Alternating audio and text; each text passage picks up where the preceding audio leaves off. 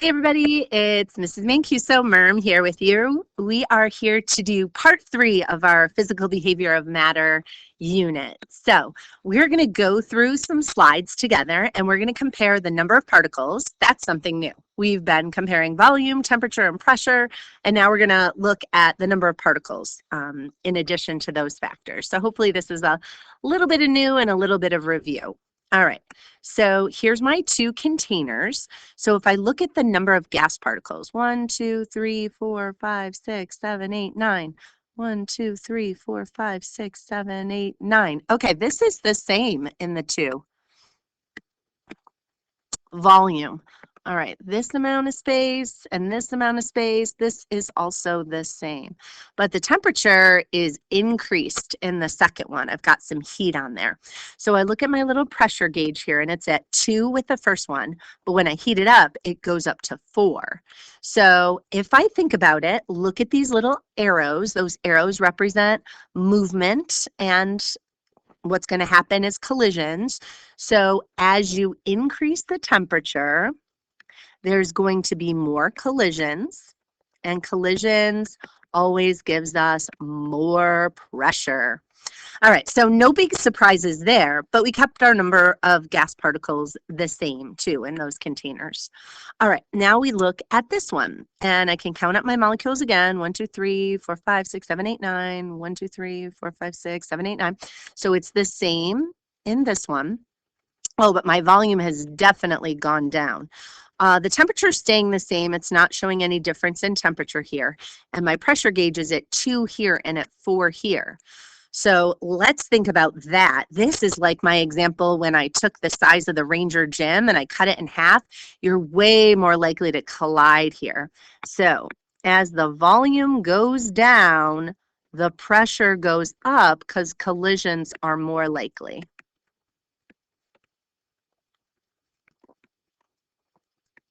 So again, hopefully this is just a good refresher and that the visuals make a lot of sense. Here's our next one. Ooh, so I can notice right away, oh my gosh, I have way more molecules on this side. So the number of gas particles has gone up. My volume looks like it's exactly the same, and my temperature is the same. So now I want to look at my pressure. Here the pressure is 2, and here the pressure is 4. So the pressure has gone up. All right, I want you to think about this like Seabreeze. If you went to Seabreeze and you went on the bumper cars, here's you if you just had like 8 other people there. But here you've got like 16 or 20 people. Way more people means way more collisions. So as you increase the number of particles, you are going to have more collisions, which means you're going to increase the pressure. So there we see the effect of that changing the number of gas particles. All right, let's check out this one. All right, our picture is a little bit different. So it's telling us our number of gas particles is the same. The volume is definitely going up in the second one, and the temperature, this time this is a temperature reading. So my temperature is going up, and it tells us my pressure is staying the same. So this is something we've already talked about before. So as we increase the temperature, my molecules are going to spread out. And as they spread out, they are going to increase their volume. All right? Okay, next we want to do some graphing. So just again, reinforcing everything that we've been learning, making sure that we understand these relationships. So if I have temperature here and volume here, I can think about if I have a really low temperature. So this would be my low down here. So really low temperature would have a really low volume because the molecules are very close and not spreading out. But as you increase the temperature, you're increasing their kinetic energy. So they're going to move faster. So they're going to take up more volume. So this is a directly proportional relationship. If I increase the temperature, then I increase the volume. Okay, now I want to try temperature and pressure. So if I have a really low temperature, my molecules aren't moving very much. And if they're not moving, they're not colliding. Not colliding means low pressure. But again, if I increase their kinetic energy, now they're going to start moving faster and faster, and they're going to have more collisions. So high temperature is going to give me high pressure. So again, I have a directly proportional relationship. If I increase the temperature, I'm going to increase the pressure because I'm going to have more collisions. Okay, now I want to look at pressure and volume. So at a very low pressure, what kind of volume am I going to have? So low pressure is going to give me a really high volume. So I have to make my dot way over here because low pressure means I can really spread out. But if I have high pressure up here, my volume is going to be really small. So this curve looks more like this. It isn't so ugly on this. Let me try that again. Let me make a nicer curve for you. Okay, a little bit better. So this is what we call inversely proportional, which means as my pressure goes up, my volume goes down. So the rest of them, my arrows were going the same direction, but here when they go the opposite direction, it makes this downward curve. So that's inversely proportional. Okay, let's move on to this. List as many similarities and differences as you can between the gases and the balloons shown. All right, so I'm just going to give you a second. Go ahead, give me some differences.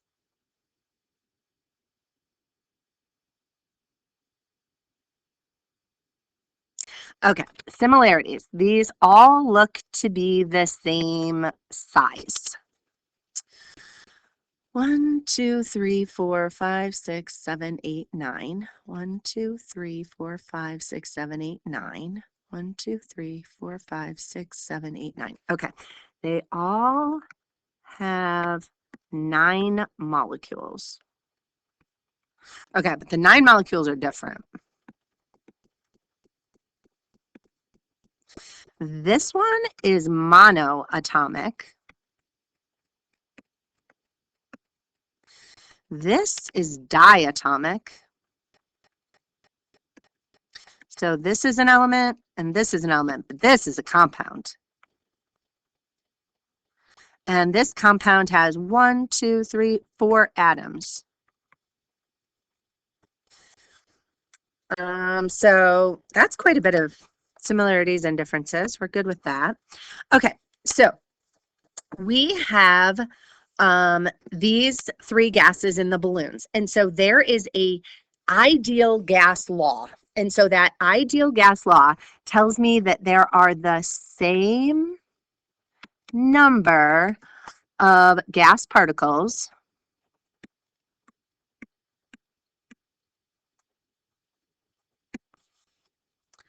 present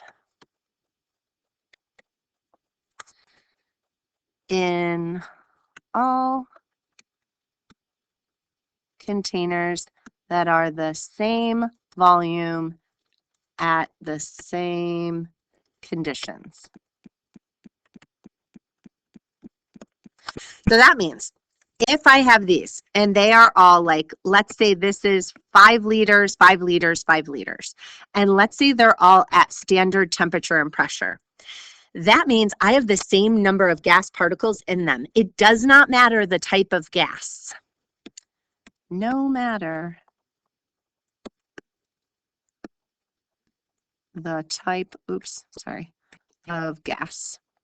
All right, so I can have 3 different types of gas, but I have the same number of molecules as long as they're in the same conditions and the same size volume.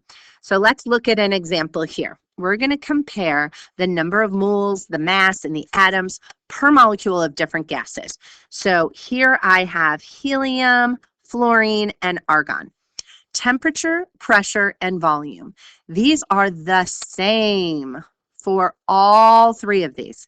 And they all have 1 mole, 1 mole, 1 mole.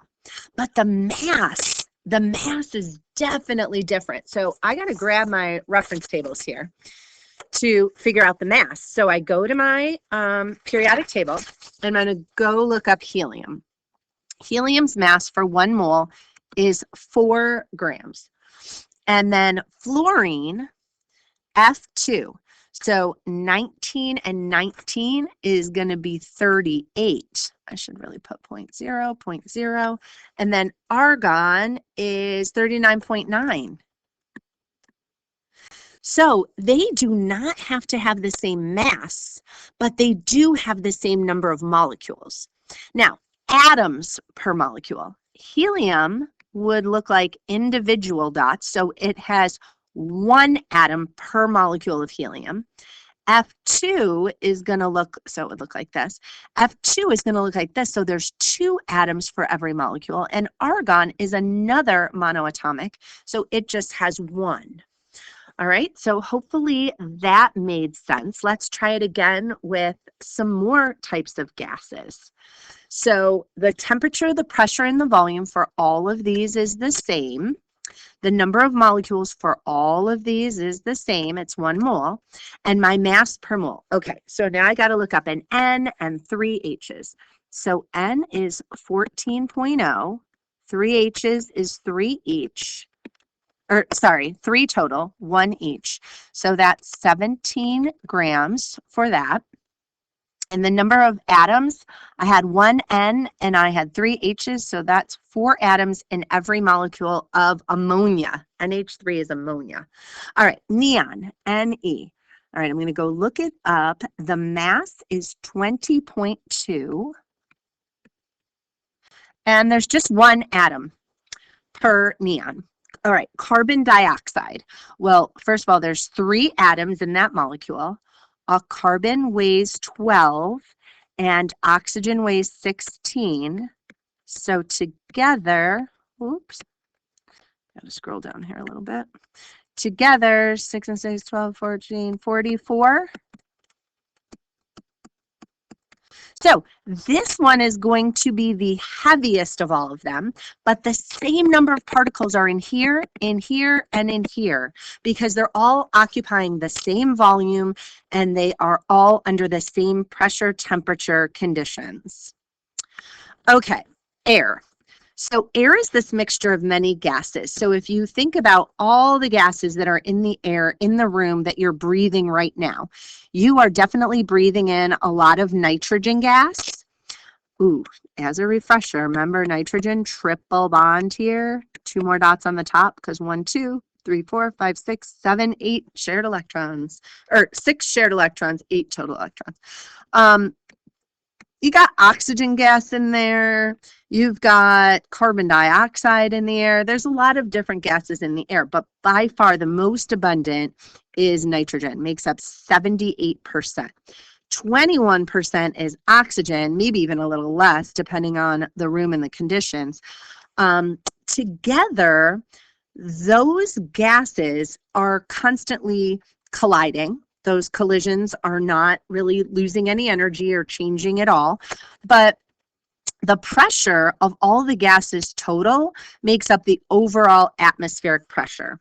So if I go back to table A, whoops, I'm going to switch slides, huh?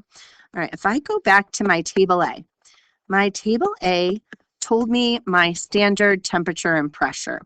And standard pressure is 101.3 kilopascals, or 1 atm. And that is the total amount of pressure of all the gases together exerted. So if you wanted to know the gas of any individual one, we would have to look that up. But if we added them all together, we would get our total pressure. So here's a little visual to help you make sense. So here are 2 gases. Here's 1 and here's 2. And you see them very different, blue and green on my screen. And the first one's pressure is a 1, and the second one's pressure is a 2. And when I put them together, 1 plus 2, it comes out as 3. All right, my volume and my temperature are kept constant, but the pressure of each one added together will give me the whole. And you're going to be like, oh, Myrm, that is so easy. Yes, it is. So let's do a problem with it. So a mixture of neon and argon gases exerts a total pressure of 2.39 atm. The partial pressure of neon alone is 1.84. What's the partial pressure of the argon? So if I have neon and argon, and the total comes out to 2.39, and I know the neon is 1.84, I just have to solve for this argon. All right. Oh, argon isn't Ag, it's Ar. Sorry. Ar. 2.39. So I go minus 1.84, minus 1.84, and that means my argon is equal to, and I grab my calculator. All right, 2.39 minus 1.84 is equal to 0.55. And then my unit, ATM. So the pressure of the part, and the part always equals the whole. All right, let's try this one. A mixture of oxygen, hydrogen, and nitrogen gases exerts a total pressure of 278 kPa. If the partial pressures of the oxygen and the hydrogen are 112 kPa and 101 respectively, what would be the pressure exerted by the nitrogen? Okay, so I've got O2, H2, and N2, and my total comes out to 278. I know the pressures of the oxygen is 112, and the hydrogen is 101, and I don't know my N2. So what I'm going to do first is I'm going to add these two together. So that gives me 213. So I'm going to go minus 213, minus 213. So 278 minus 213, and 2 is equal to 65 kPa. All right, there we go. So each of the parts adds up to the whole. And if you're missing one of the parts, you can just subtract and figure out how much that was. All right, time for you to do some practice on your own.